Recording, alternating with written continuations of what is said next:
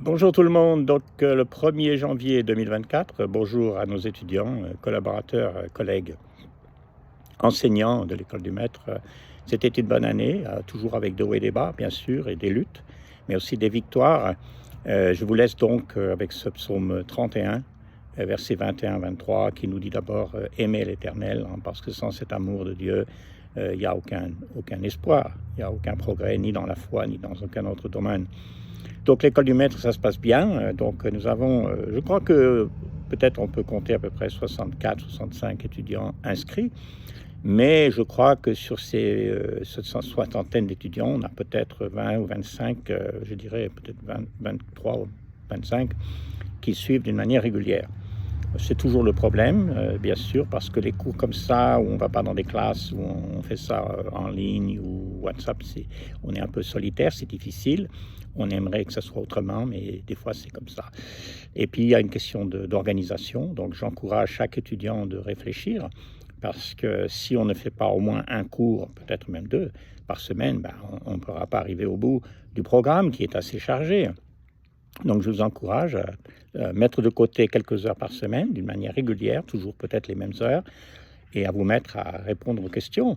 Je pense que vous pouvez répondre à une leçon facilement, avec 4 ou 5 questions facilement, une fois par semaine, et puis je dirais même 2 leçons, 2 fois par semaine.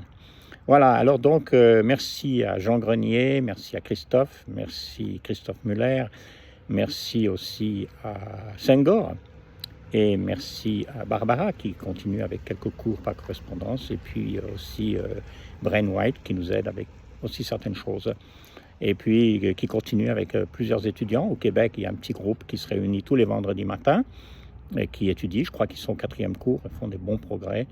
Et ça se passe sur Zoom, c'est magnifique, c'est la meilleure façon en fait.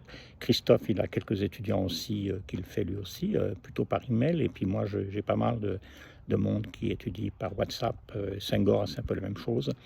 Donc priez pour nous tous, priez pour Senghor qui fait son doctorat, c'est un programme chargé. Il est là-bas à Ottawa, mais il est un très bon étudiant et aussi il nous encourage beaucoup dans tout ce qu'il fait. Voilà. Alors, donc, il y a des projets. Donc, vous le savez sans doute que notre but, c'est d'arriver à ce que, déjà assez rapidement, nos étudiants sérieux puissent commencer eux-mêmes à enseigner les cours. Donc, si quelqu'un, par exemple, a terminé le premier sur Jésus, eh bien, nous espérons et nous attendons qu'il pourra enseigner au moins 2 autres personnes, peut-être plus, le même cours. N'oubliez pas que ce cours sur Jésus peut être aussi un cours d'évangélisation, hein, pour des contacts, pour des personnes nouvelles, même non chrétiennes, parce que ce cours-là peut amener quelqu'un à la conversion. Et d'ailleurs, on a eu, je crois, cette année, 2 ou 3 baptêmes en résultat de ce cours. Donc n'oubliez pas cela, c'est important.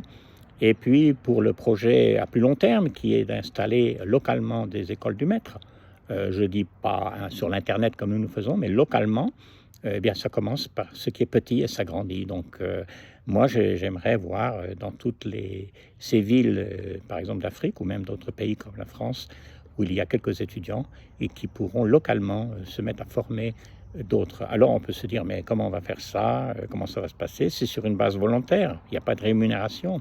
Mais il ne faut jamais oublier une chose, c'est que quand l'Église grandit spirituellement et en nombre, ce qui sera le cas si on se met à enseigner de cette manière, eh bien, cette Église-là, ces chrétiens-là seront en moyen de financer des évangélistes, des projets et de faire grandir ces écoles. Donc mon but à long terme, c'est de voir des écoles du maître un peu partout et qui surgissent, qui apparaissent, mais ça va mettre du temps. Il faut regarder l'avenir, cet avenir. Donc qu'est-ce qui va se passer dans un an? Quel est notre but dans une année? Ça, c'est mon but. Peut-être qu'on aura dans une année peut-être déjà 1, 2 ou 3 écoles locales, écoles du maître. Bien sûr, il faudra que ce soit quelqu'un qui ait au moins terminer le certificat, qui puisse continuer avec ses études, pardon, ses étudiants.